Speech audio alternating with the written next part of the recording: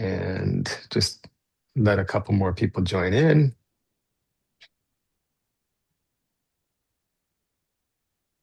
I always feel like it's a rocky start, so sorry about that. All right, so we're going to talk about the power of protein today. This is actually my favorite thing that I get to talk about. I think it's my favorite because it impacts just about everybody that we interact with within our businesses. So it helps high performance athletes like Addie. I don't know if you can see Addie on our screen. Addie's an athlete of ours. That we worked together. We worked together before. She was an influencer for us, and then she's an employee, and she's an 800-meter runner, maybe creeping towards a little bit longer distance. And so we help people like Addie with her training, withstanding the load of high volume training. The people on the screen, Jill and Jenny, high performance rowers. And then there's people like me, not an elite athlete at all, healthy ager. I'm over 40. So as I go beyond 40, which was 18 years ago, I need a little bit more protein in my diet. So protein, really, really valuable. I think probably everybody on the call knows that it's valuable. I hope that I can explain the why and how behind protein today. So I think when people connect with the why to do something, they're more likely to follow through and do what they need to do to hit a certain goal within, let's say within getting the right amount of protein in to support optimal muscle health. So that's what we'll go through today. And as an agenda, I kind of covered off who Addie is. She's going to help chair the call, help me along with any questions that might come about. I'll give a real brief introduction of myself. Going to talk about basic nutrition and physiology. It's really important that we do that. It sets the stage for the discussion around protein specifically. I'll talk about fuel storage capacity. I don't mean in the sense of your car. I mean about the fuel that we store, the capacity of fuel that we have within our bodies. And talk about muscle growth and turnover.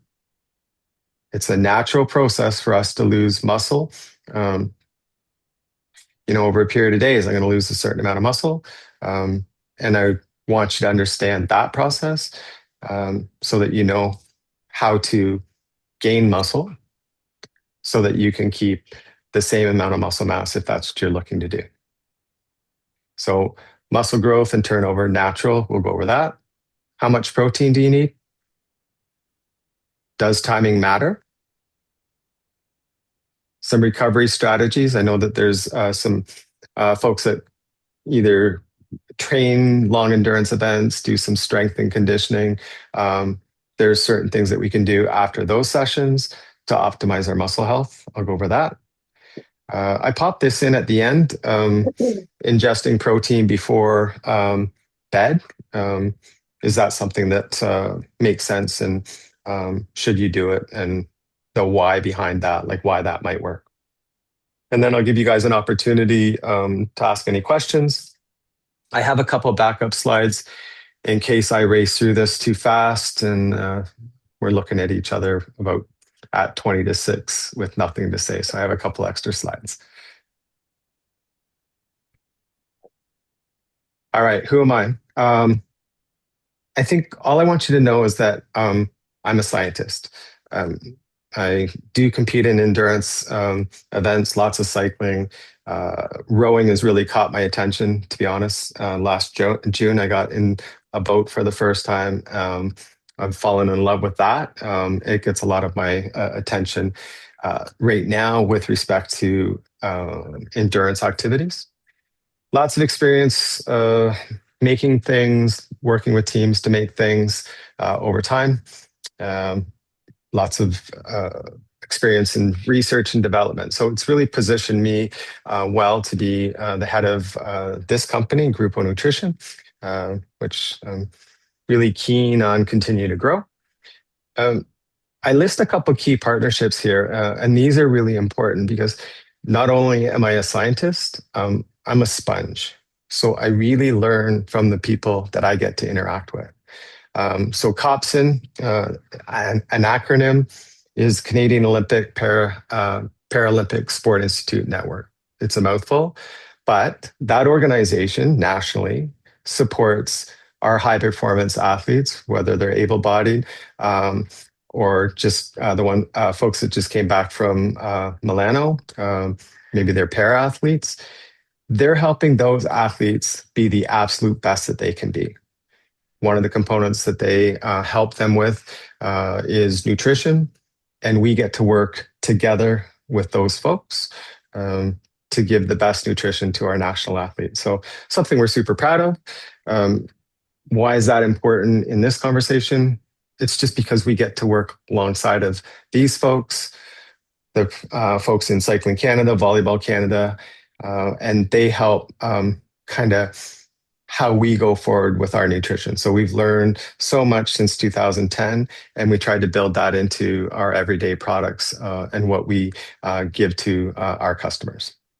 Another person on this list I put is Dr. Stu Phillips.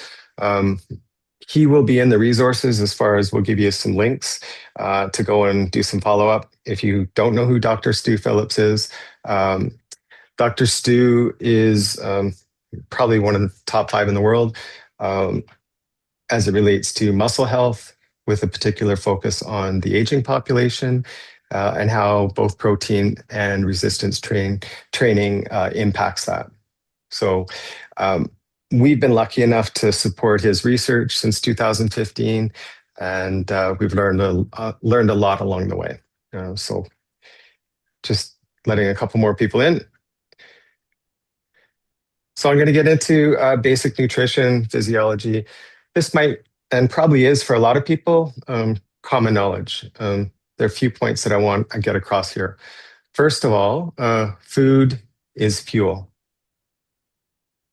The food that we ingest is the fuel to do any of the movements that we're going to do in a day. Nice. Yeah. Someone's on, if you could just mute yourself, everybody that's come in. I know you came in late. If there's noise in the background, it'd be distracting for me, maybe others. So food, you need to eat enough food to support the movement that you choose to do in a given day. It's really that simple. There's 3 main sources of fuel or energy. They come in the form of carbohydrates, fats, and protein. We all know this. 1 gram of carb and 1 gram of protein will equal 4 calories. Fat is a little bit higher at 9 calories. If you want to stay the same weight, you need to eat the same amount of calories as you're going to burn for the movement that you're going to have. If you want to gain some mass, maybe you want to gain some muscle mass, you have to consume a little bit more. Most people will say that researchers will say you need to consume about 300 to 500 extra calories in a protein-rich diet to help with muscle mass gains. If your goal is to lose a little bit of weight, you need to run a deficit over time, do that consistently, and you can lose some weight if that was the goal.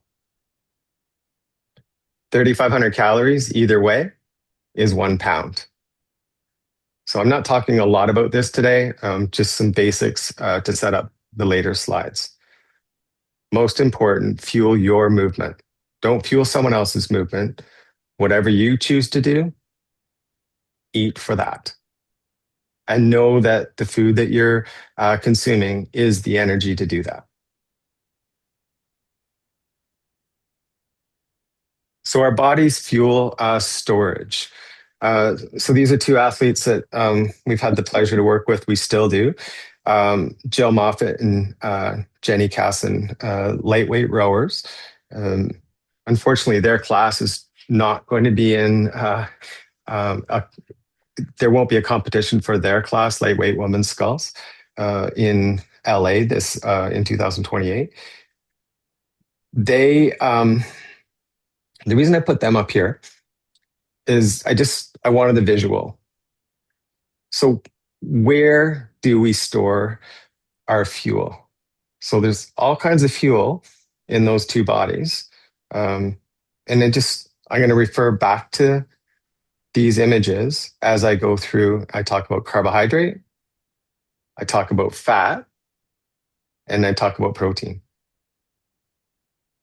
I really want to connect the dots because if we do this, then I think you may have a different perspective on protein, when to take it, how to take it, all of that.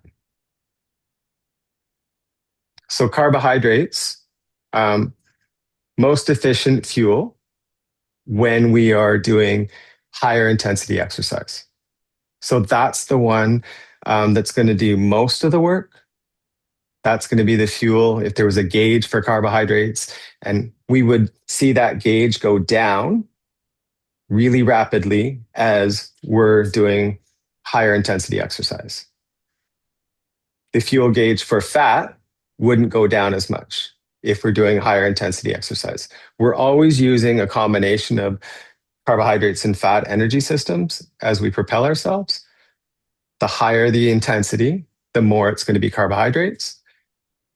The lower intensity and long duration activities, you're going to get your energy from fat.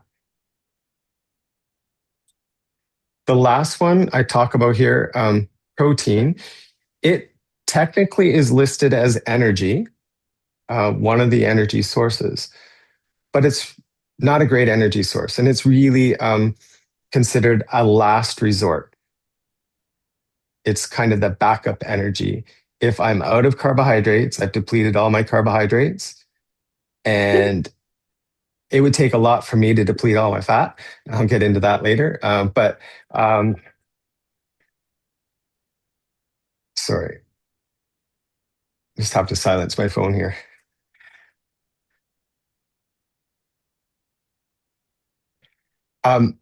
We all have a considerable amount of fat, no matter how lean we are in our body, to fuel activity. So I'll talk a little bit about that later. But the point here I want to get across is on the protein.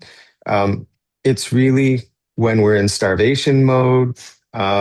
Maybe we've been doing a crazy long endurance event, and we're on fumes with respect to carbohydrates and fat. And that's when protein would kick in. We would start to use protein. There's a complex process to convert it into energy. So it's not as efficient.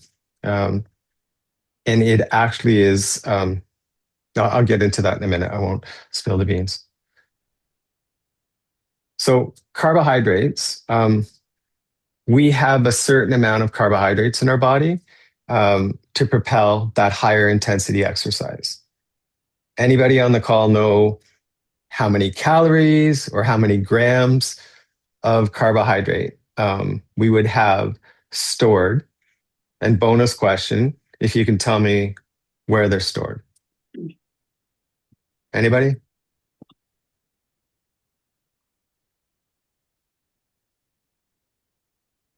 They're stored in your muscles, but like I don't know how much glycogen we contain in our bodies. Yep. You're correct in that there's about 400, 4 to 500 grams that is stored in our muscle tissue. And then on top of that, actually, it might be 500 to 600. On top of that, we can store 100 to 120 grams in our liver. So as our muscles get depleted, our liver sends more glycogen out to our muscles to help fire those muscles. So in total, we have up to the range is 400 to 700 grams of carbohydrate or glycogen in our system or in our body, stored those two places. which equates to about 2,800 calories. So if you think about 2,800 calories, maybe there's some people on the call that have been in a higher intensity race. One that comes to mind for me is a marathon. Um, so you'll often hear in a marathon that people hit the wall at 20 miles. Because often that's the time where they're really starting to run out of, like they've depleted their glycogen levels to the point where we now have to go to using fat as an energy system. And when we use fat, what happens? It takes a little bit more oxygen for us to convert that into energy. So we can't quite go as fast. If we tried to go as fast as we were on carbs, we would go into oxygen debt. So we just slow down. So a limited amount of carbohydrates in our system, about 2,800 calories. The next one is fat. So with fat, I'll use myself as an example. I'm, I don't know, I might be around 20%. I'm not trying to be one way or the other. I'm trying to be in the middle where I think I am. I'm over 80 kilos. So it's good to just look at the math to see the magnitude of energy that we have in our system. So I'm an 80 kilo person, 18% body fat. That equates to I have about 14.4 kilos or 14,400 grams of carbohydrate. That translates into about 130,000 calories of energy that's stored in my body. So if I could keep my electrolytes in balance and keep a good amount of fluid in me, keep hydrated, I could travel on my bike for more than 5,000 kilometers on what's just in my body. So that's the fat storage that we have. Good energy source. You don't want to deplete it too low. We need a certain amount for our bodily, our organs to operate and like just be in good health. So you never want to get too low. But what I'm trying to do is get across, we've got storage in carbohydrates, we've got storage in fat, and lots of it in fat. Any questions so far?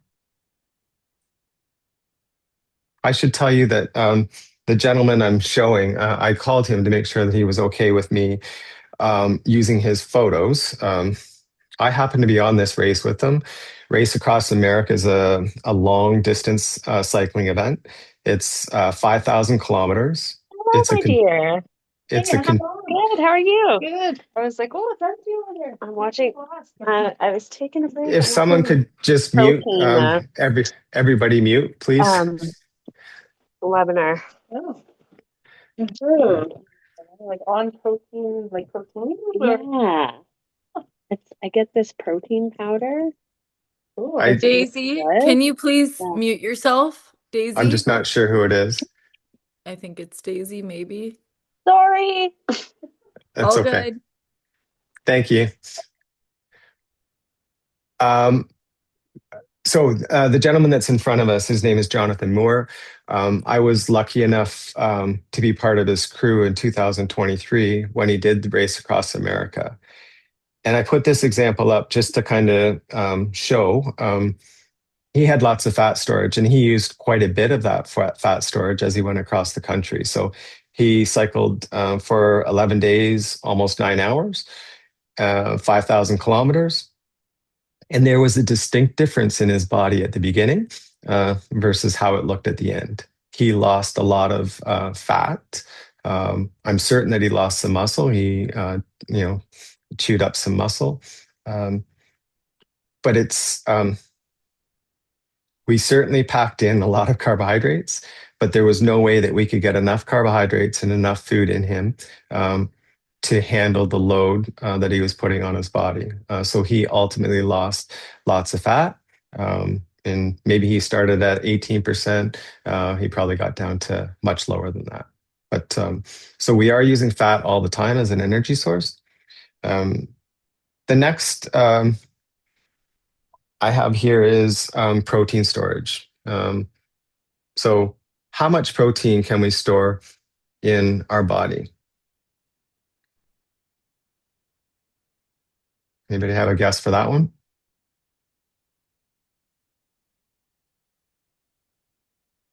This is a really important one. And kind of all my preamble to this point is to get this point across. 0. We have 0 storage. There's no protein locker in our body. We cannot store protein. So the protein and the subsequent amino acids that are contained in the proteins are only available to help with muscle health when they're floating around our system. We don't have a liver. We have a liver, but the liver doesn't, shoot any protein. So it's very important to know that when you're making your protein decisions. Okay? I love this analogy of a brick wall. It's used by Stu uses it, Dr. Stu Phillips, Luc Van Loon, he's from Holland. Many use this analogy. And the analogy is your muscles are like a brick wall. And imagine that all the time, there's bricks just naturally coming out of that brick wall. Those are your muscles. It's just naturally happening. And it happens at a normal, natural rate, even like healthy person. Bricks are just going to always come out of this wall. Luc Van Loon, I've heard him lecture, and he talked, he kind of points down at one of his students' arm. And he asks the question, how long will it take for all the muscle fibers in your right arm to be completely replaced? Anybody have a guess for that? In 2 months, every muscle fiber in your arm will be completely replaced. So why is that important? Knowing that there's a natural process that your muscle is constantly turning over, and also knowing that there's no way to store protein, you have to take protein consistently, not long periods of time between taking it, if you want bricks to go into the wall at the rate that they're coming out of the wall. So if you want to maintain your muscle mass, it's got to be equal. You've got to be putting enough protein in to get the bricks in the wall to match the bricks that are coming out, or the muscle that's going to naturally degrade over time. So timing of when you take your protein is super important. I'll get into that. Before I get into timing, knowing how much protein to ingest in a day is super important. If you go to our Canada Food Guide, if you go to Food Guide in the US, they're probably going to recommend about 0.8 grams per kilo, which is about half of what you need if you're a highly active individual and if you're over 40 years of age. And that comes from the research. There's all kinds of research to back this up. We'll provide a couple papers that align with that.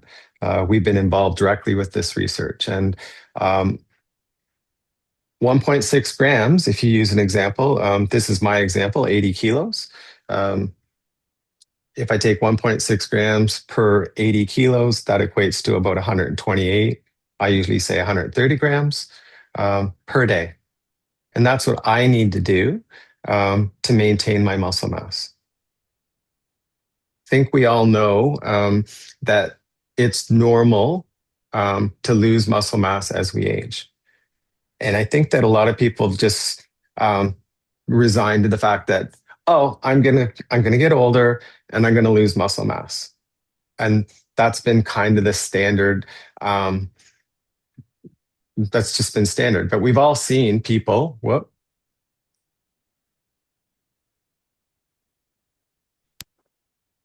All right.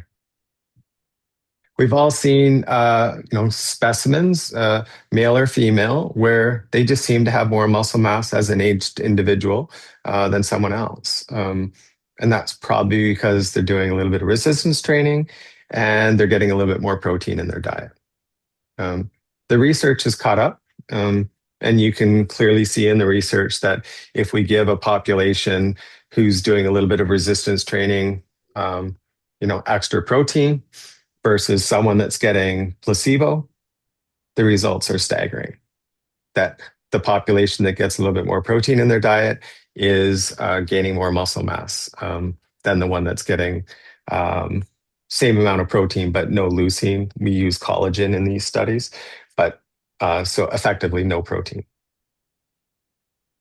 So there's lots of evidence that we need. If we get a little bit more protein in our diet, we can hang on to the muscle that we have. And even if we want to gain, we can get a little bit more if we up those numbers and do some resistance training. I'll send a link to a study that was the very first study that we did, that we worked with Dr. Stu Phillips. For me, it was staggering, actually. I think it was about 24 weeks long. It was a male population in this case. The mean average age was a 73-year-old population. And what they did was train for resistance training 3 times a week. And they took 2 doses of protein twice a day, 25 grams. There was some creatine in there, calcium, vitamin D, and there was an omega-3. But the main driver was the protein. And when you look at the population that didn't have the actives, they didn't, gain the muscle mass. In fact, the population with the active supplements was 1.2 kilos in 24 weeks of lean muscle mass, which is staggering at a 73-year-old age. So, of course, their body mass index improved, but more importantly, their strength improved. Their ability to do and conduct normal bodily functions was improved. And that's really why you need muscle mass. You could have it to ride a bike fast or do whatever you want, but ultimately it should be so that you can do normal day things. You can pick up your grandson, you can squat down, do whatever. So Hey, the amount Darcy, of we Yeah. got a really good question here. Go ahead. Can you comment on the daily protein requirements for active individuals / athletes? Is 2.2 grams per kg the goal and the current research? And then the next question was, is there a difference for the recommendations based on age and gender? If you want to answer that whenever. I'll take the first one, age and gender. I do not see differences in those two.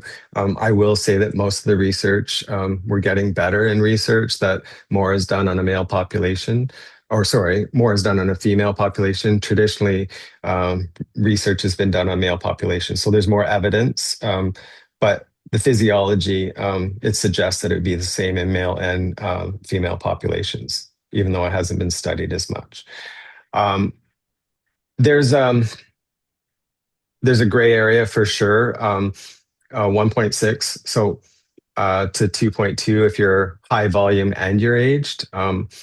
I tend to personally stick to around 1.6 to 1.8. I'm fairly active. If we're dealing with a very not aged individual, elite athlete that might be doing 30 hours a week, they're generally going to be in the 2.2 range. So what I would recommend is that you use, as I said, I'm a scientist. So you kind of do cause and effect. 2.2 is not harmful. 2.2 grams per kilo is not harmful in any way, unless if there's a kidney problem, if someone has a known kidney condition, then you should check with your doctor on whether you should take elevated levels of protein. but 2.2 is generally not considered elevated at all. A normal population can consume that without any issues at all. So I may feel like I feel like I'm dancing around a little bit. Like I would want you to experiment and find what's working for you. If you're taking, you're an aged individual and you're taking that bottom end of the range, like you're highly active, 1.6, and you're feeling a little bit tired, maybe a little bit stiff, try taking a little bit more and see how that's working for you. And we work with a lot of athletes that will, they get to a point where they feel like they're overtrained. But what we find out is they were underfed. So when we get their nutrition right, we get enough calories and protein in them. They're no longer in that I'm overtrained place. They're feeling a lot better and able to perform more physically than they were before. There's a speed skater that I know that was in that space, and yeah, it's remarkable when they got things sorted out. So I would stay within those ranges. It depends how active. I know I'm not answering the question. I feel like I'm not, but it's somewhere in that range. And I would do the work yourself just to kind of stay within those boundaries and see what's working for you. Is there any other questions there, Addie? No, that's it for now. Okay. So this protein per day is, we created this website just so that people could quickly understand what the minimum amount would be if you're an active, highly active individual, and if you're above 40. So it follows the research. Also on proteinperday.com, lots of sources of protein from real food. And that's where you should be getting the majority of your calories. So foods that are rich in protein, you can find a good chart there. There's some research that we speak to. There's probably some other stuff there too. So protein in the news. So we covered some of this, how much protein. So if we're 40 plus, 1.6 per kilo. So if you're 50 kilos, that's going to be in the range of about 80 to 110 grams a day. If you're closer to where I am, 77 kilos, 123 to 169, depending on where you're going, if you're going to go all the way to that 2.2 range. Sorry, I'm admitting people. And as I just said, most of your food should come from, or protein should come from real food. And should be the way for almost all the calories you consume. There's only a couple times where it makes sense to use something like what we do. And I'll cover off one of them. If you're not able to get to your protein number, just because of lifestyle, the volume, the amount that you're eating, sometimes it makes sense to use a supplement, like a protein supplement. So if you're low, you're going to lose muscle mass. And if you're low, you could feel overtrained. So sarcopenia is just it's a fancy term for age-related muscle mass or muscle loss. And that happens to folks that are older, that are continuing to kind of consume, either the limit that's prescribed for us at 0.8 or a little bit less, 0.8 grams or less per kilo. Getting that amount of protein will not sustain your muscle mass. And you'll just naturally, the numbers are actually staggering. In the fifth decade, so from 40 to 50, if you just continue to take the same amount of protein that you have always had, you'll lose 7% of your muscle mass in that decade. And then if I flip to the next decade, so from 50 to 60, I'm going to lose another 7%. And then it ramps up. It gets up to 13% in that next decade. So you can change that. So the intervention is to take a little bit more protein than you did, or maybe than you are. Get closer to these numbers that we're talking about here, and do some resistance training 3 times a week. Resistance training is some strength work. That can be body weight stuff, can be weights in a gym, can be soup cans, just taking soup cans and pushing them over your shoulders until exhaustion. You don't need heavy weights. You just need to take the muscle to failure. And by doing that, it starts that adaptive response of muscle protein synthesis, and your muscles will can grow. They can only grow if there's protein present enough. So this is how much. So we know how much. Now we need to know when we should take it. And most researchers protein researchers are going to say 3 to 4 doses a day. Never skip breakfast. It's the most abused meal by our population today. The stats are not good. I think about 50% of the population do not get enough protein at breakfast. It's the wrong one to skip. Because if you think back to the brick wall, in that brick wall, those bricks they're coming out. So if I stopped taking protein, let's say 8 o'clock last night, I sleep, I'm not taking protein during sleep. So my body is in negative protein balance, and there's bricks coming out of that wall naturally. I wake up at 8 a.m., let's say, or 6 a.m., whatever it is, and I don't take protein in that breakfast meal, and I wait till lunch. Now I'm 16 hours where I'm in negative protein balance. So that's 16 hours where there's more bricks coming out of that wall than are going in. So you're losing a big window to put bricks in that wall to support your muscle health. So I'm certain my mom said it. I'm certain my grandmother said it. Breakfast is the most important meal of the day. And I totally believe it. So find a way to get, a third to a quarter of your protein number in at breakfast, and that will serve you well. Real food's the best. I don't subscribe to real food in the morning.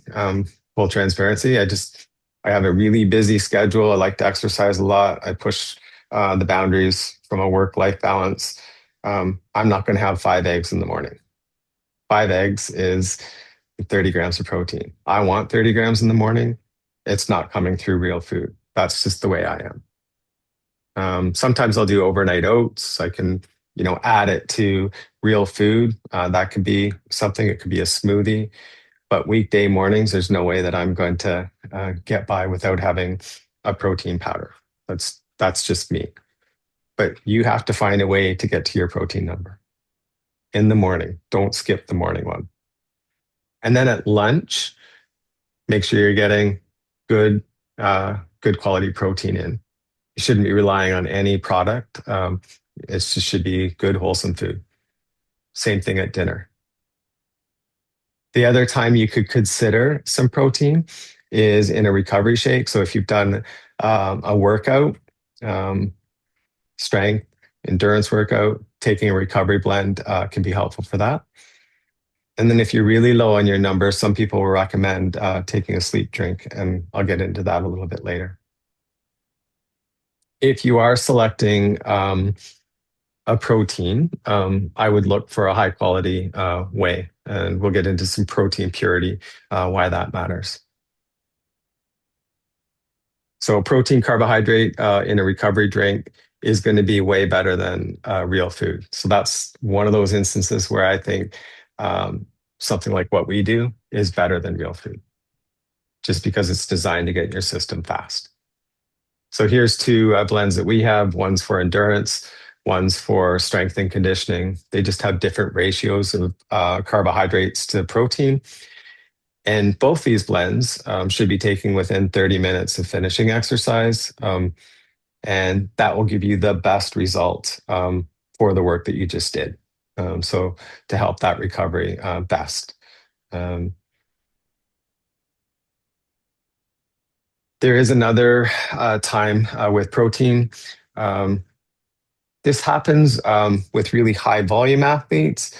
It also happens with folks that are having a hard time getting their total protein in through the meals that they're taking. Maybe they're very, let's say they're a 50-kilo person, really, their caloric needs aren't really high, but their protein needs are still, they're not quite getting there. That is one of the challenges with aging. If we move a little bit less, we need less calories, but our protein needs, they actually increase over time. So the percent of protein, percent of calories that protein make up actually increases as, as we age. But most people in practice don't do that. But if they did, probably have better outcomes. The sleep cycle is an opportunity to take care of that, to help with muscle health during that period of time. So there's two ways you can do it. I've listed two here.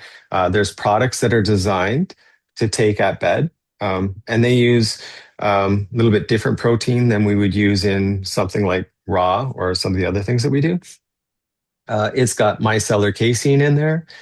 It acts much like cottage cheese. Cottage cheese is and micellar casein, which is in the Revive product, they take a lot longer to digest in the body.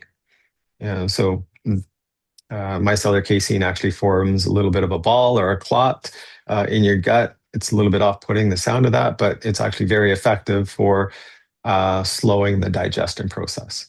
So what happens is these amino acids come out when you're in REM sleep, and your growth hormone is at its highest level, which is a perfect time to build muscle and repair muscle. So that's why people use sleep drinks. I'd only say to use it if you're not hitting your total protein number or cottage cheese. You'd probably need to take about a cup of cottage cheese to get to a 20-gram dose. So I think I've hammered this enough with the timing. You just 3 to 4 times a day, you should be taking protein in to make sure you're matching what's coming out. That's just naturally breaking. One protein, quick question. For sure. Sorry to interrupt. A quick question in the chat. Just curious about your thoughts on fasting in the morning. I was going to mention it earlier and I didn't. I think you could assume what I'm going to say. I don't believe in fasting for the long term. I know that there's some benefits to fasting. There's a term called autophagy, and there's some physiological benefits to fasting for sure. But the main outcome of fasting is a calorie restriction. So reducing the total number of calories because the window that you're eating in is much less. So what happens is maybe you're running a 500-600 calorie deficit. And when you lose weight, your body does not discriminate and say, I only want to lose fat. What will happen is you'll lose fat and you'll lose muscle. And long-term fasting leads to poor muscle health. So almost everybody, if you dig into it, you'll see some of the research, not some, a lot of the research and researchers will say the same sorts of things. So it's a good acute tool, but I don't think that it leads to long-term muscle health. And in fact, I think you'd lose muscle health. I know my wife and I had a friend that was doing that for long periods of time, and yeah, not great outcomes. And I'm happy to discuss it and not debate it or anything, but discuss it. Why my opinions are what they are. I believe something close to that would make sense. So you could just have protein in the morning, protein, a little bit of carbs, like small dose, so that you're taking care of putting bricks in the wall, if you will. There are studies. There's a study in 2016. Sarah Stu was a principal researcher where they were doing calorie restriction. They did that in tandem with high doses of protein. And when they did that, the muscle loss was much less than the population that didn't have as high a protein.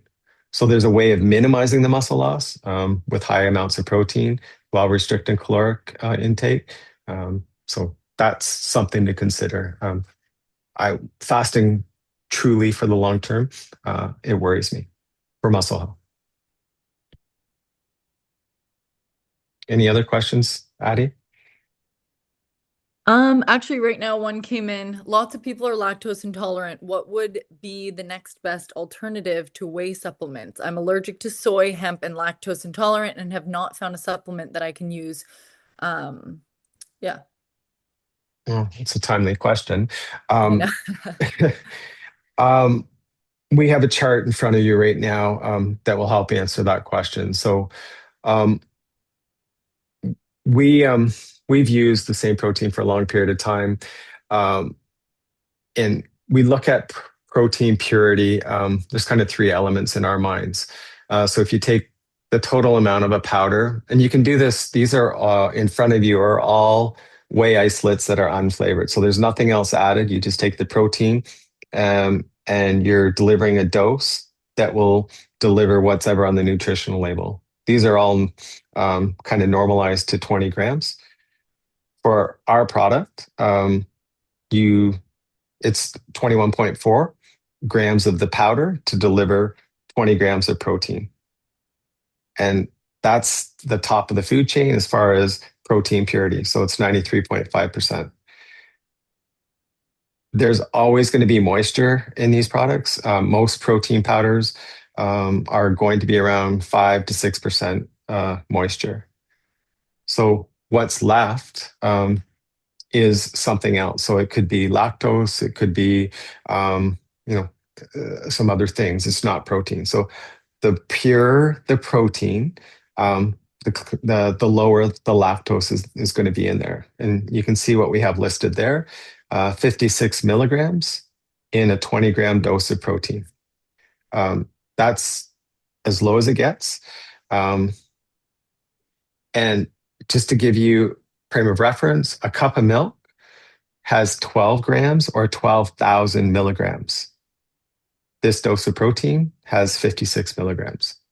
So the 56 milligrams will not be detected by the body. We work with all kinds of folks that are lactose intolerant. You can kind of look down through the reviews on the products.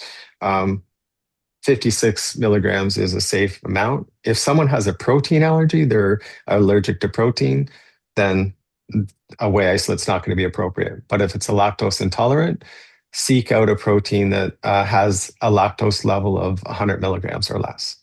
And you can see another one. There's a product when we did this review, Naked Whey grass-fed isolate. They've got a really good pure protein as well. And I just wanted to add, I myself am lactose intolerant, not severely, but this protein powder works perfectly for me. So just wanted to add that. Thanks, Addie. I think that it's a little bit like gluten as well. My theory on gluten sensitivity, lactose intolerant, we all are intolerant to some level. Some we're just way more sensitive to it. So if you were to take large doses, like if someone was to take large doses of a protein that was high in lactose, I think you'd have a little bit of stomach discomfort. I don't think that would happen with one that has 100 milligrams for a 20-gram dose. So Protein purity is important for the lactose level. It's also super important for the leucine level. You want to see as high as possible leucine level in an equal amount of protein. So in this case, we've normalized it at 20 grams. You can see it's about 2.9 grams of leucine. Naked's a little bit higher than ours, and then the rest of them are quite a bit lower. There's a theory out there. Some researchers believe in it. There's a leucine trigger. So each sitting, each feeding of protein, you need about 2.5 grams of leucine to initiate muscle protein synthesis, and they refer to this as the leucine trigger. So I always try to get at least 2.5 to get to that place. The other thing that pure protein is going to do for you, it's going to mix really well, and it's going to taste. It's going to be a very bland taste. It's just going to take on the flavor of whatever it's being added to. So not only is it going to taste good, it's going to do the job for. It's going to give you the protein and the amount of leucine that you're looking for. Another question here. Yep. If you were to use protein powder or a protein powder for breakfast, which formula would you use? I can tell you which one I do use. I don't know if everybody on the call knows, but we run a separate brand called Polar Joe, and we can send you links to that. And there we make iced coffees, protein iced coffees, and one in particular that I use is a vanilla latte. It's just got a natural vanilla on top of the classic version. So it's a powdered blend that has real coffee in it, a non-dairy creamer, organic coconut sugar, and the protein. You just mix it with water and you get your serving of protein. I do a serving and a half of that because, as I said earlier, I target 30 grams. And that's my morning staple. It's just a routine. I just added that link into the chat if anybody's wanting to look at that vanilla latte cold brew. There's some recipes, and we will send you links to this. Sometimes it can be for inspiration. It can be the actual recipe. We've got a full list of recipes that are in the frequently asked questions. So you can easily take our unflavored protein and replace a third of the sugar, or sorry, a third of the flour, and the consistency of the item will stay very similar to its original, but you're bumping up the protein content of that. I make cookies for my mom. I do the same thing. I take some of the flour out, put protein in, and I get 4 grams in a chocolate chip cookie. Chocolate chip cookie's not the healthiest thing. There's lots of other things in it, but I am heartened when she eats 2 of them that she got 8 grams of protein. So there's different things you can do to bump it up. Just simple orange juice with protein in it, whether it's unflavored or vanilla. It's just a really quick and easy way to get some protein in if you're under that number. So we've got about 5 minutes left. I just want to make sure we hit these key learnings. So you can't store protein. We know that by now. So your timing of when you take your protein in really matters. I personally would never skip breakfast. That's the one meal that some people will lean into a supplement to help them with it, protein supplement. Your lunch and your dinner, unless timing doesn't allow, that should be good, wholesome, real food. And then a recovery drink after a workout could be helpful. For active individuals, 40 plus, you're at least 1.6 grams per kilo of body weight per day. Most people that I talk to are not quite there, especially if they're not from the athletic community. So I think that we can make a big difference spreading this. And I think you'll see the food guides change over time. To me, it's asinine that from age 3 until we're no longer on this earth physically, it's the same guide. it's 0.8 grams. It just doesn't make sense that it's exactly the same for that whole period of time. There's lots of research that suggests it shouldn't be. Majority of protein from real food and calories. And if you are going to use a protein powder, make sure it's really pure. If you get one that's really pure, it will be appropriate for someone that's lactose intolerant. It's going to have the highest leucine content and come with a better taste. I had just this note on, we do a vegan protein, and we have lots of customers of it. I was wondering if this would come up, like, is vegan protein is not going to be, it's got 20 grams of protein. It's not going to have as much leucine. That's the big drawback with plant-based protein. Ours is a very good plant-based protein. Sensory characteristics are really, they're solid. But if you look under the hood, it's going to deliver about half the amount of leucine.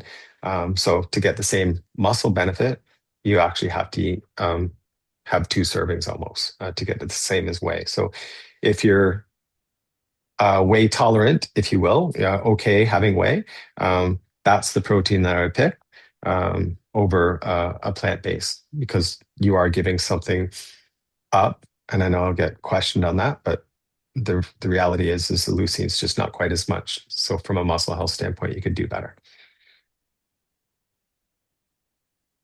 I will go back to if there's any questions. Yeah. Maybe I'll. There are a few questions here. So I see another protein powder called Good Protein everywhere right now. Wondering if you have an opinion on the brand.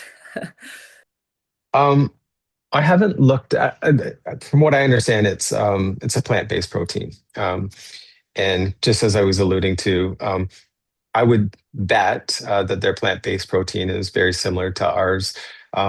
We were very careful when we put ours together. We're really proud of it. But a plant-based protein is going to be a little bit less leucine. It's just not going to do the job for muscle health that a whey isolate could do. So sometimes the reasons that people choose plant are not negotiable to those individuals. And I would say that Good Protein is probably a good protein. I have not tried it. I know that ours is a solid one.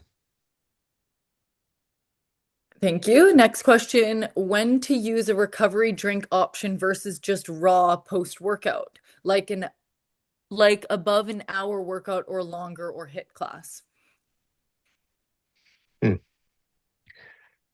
My answer to that would be, there's kind of this misnomer that when you're for recovery, so for muscle, for recovery after endurance, exercise, or strength and conditioning, that it's just the protein that's doing the work. But that's not the case. You've probably interacted a lot with Addy, Dr. Trent Stellingworth, and his recovery strategies. They always talk about the need for protein, carbohydrate, and hydration. So you're doing 3 things. And to get that protein, to initiate that muscle protein synthesis, you need carbs present. If I share my screen again, see if I can get back to this. I won't be seamless with it, but go back to. So the difference between endurance and strength and conditioning is really just the blend of carbohydrates and protein. So with an endurance blend, generally you see 4-to-1 carbs to protein, strength and conditioning 2-to-1. The reason for that is when I'm doing endurance activity, I'm not stressing that muscle. I'm not going as deep with the muscle. I'm more tapping into and reducing my carbohydrates. So yes, I'm taxing the muscle. So I need more carbs, less protein. Rescue, think of someone doing a little bit heavier weights. I'm not tapping into as much glycogen to do the work, but I have damaged the muscle a little bit more. So that's why you see 2-to-1. So I would, if I'm doing a fairly heavy workout, and I'm just remembering exactly what the question said was 1 hour. I think 1 hour, I wouldn't recommend a full recovery drink after 1 hour of exercise, unless it was crazy. Like if it really took something out of you, then there's this between an hour and an hour and a half, it's dependent. So if it was a really, really hard one, I'd say do the recovery. If it was, moderate, I do lots of hour exercise where I do not have recovery after, because I've ate well during the day. So what's in your system and how you go into a workout matters as well. Yeah, and I think we even talked, I kind of messed that up in my own training, and I talked to you about it, of just, right after a super hard endurance long workout where I was probably not hydrated enough and needed more carbs.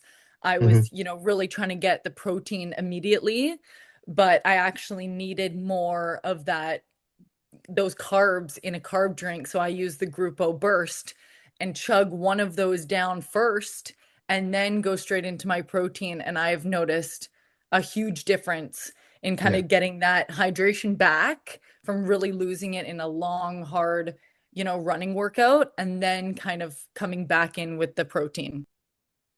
It's a good point. I was thinking as you were saying that about, I often say for long distance cycling or triathlons, that sort of thing, you're really setting up your recovery while you're doing the exercise. So if you're getting carbohydrates, keeping, hydrated, getting your electrolytes, your recovery is much easier afterwards. So it really starts while you're out there by not getting too depleted. For sure. Another question here. If you're new to this and want something simple, could you just could you just use raw in the morning and after a workout? Yes. So I think that in the morning, I would have it with some carbohydrates, like maybe not a ton, but I think carbs, like our brain needs sugar, like it needs carbohydrates to function. It doesn't do it on protein. So getting a little bit would be helpful. Um, Unless you throw your body into ketosis, that's not a topic I'm going to get into today.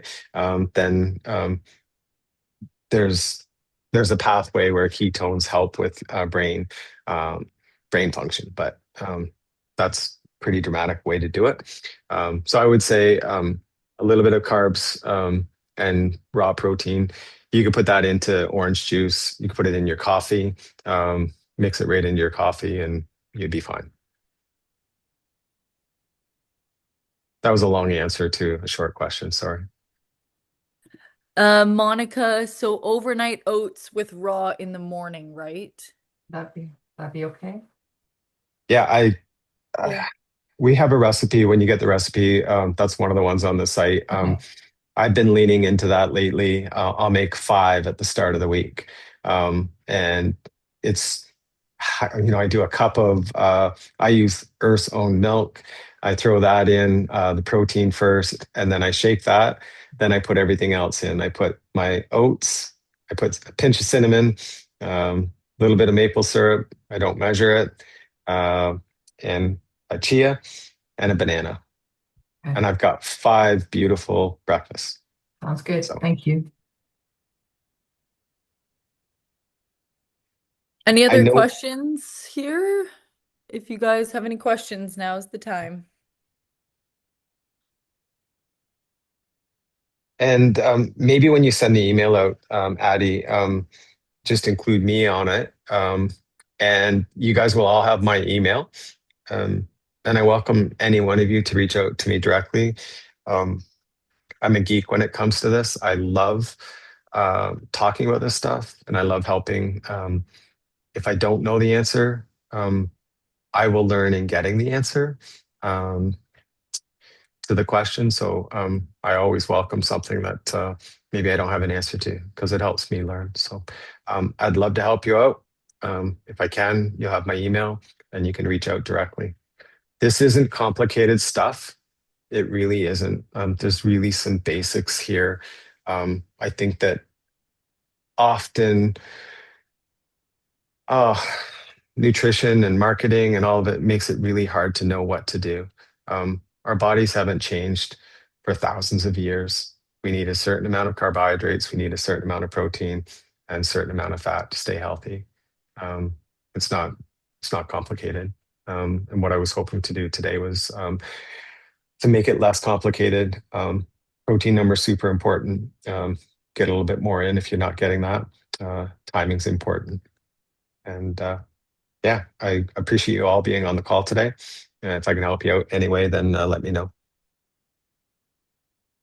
Are all Thank the you. products third party Sorry. tested? Sorry, last question. Someone just asked, are all the products third party tested? Not every batch. Batches of our products have been.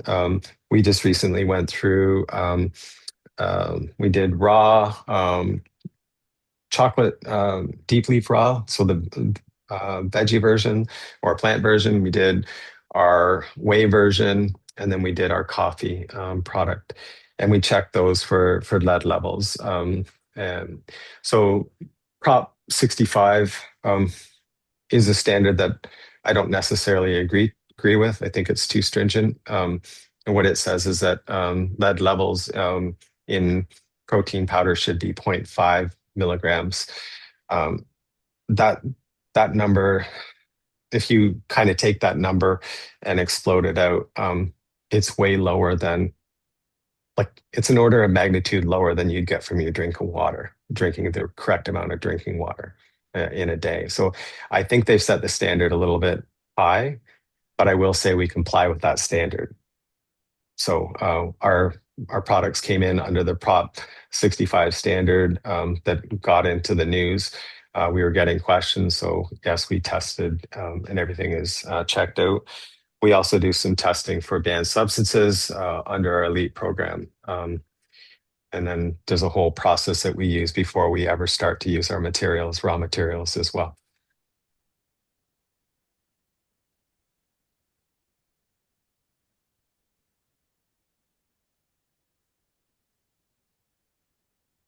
Okay, is there another question, Addie? It looks like you might be reading. I'm trying to look. A lot of thank yous. Great presentation. Yeah, thank you guys for coming. I think that's it. Okay, if we've missed something, we'll answer it offline. I do appreciate you guys being on here, and look for an email.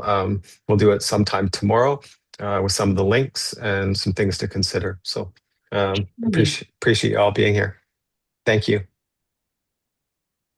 Toby.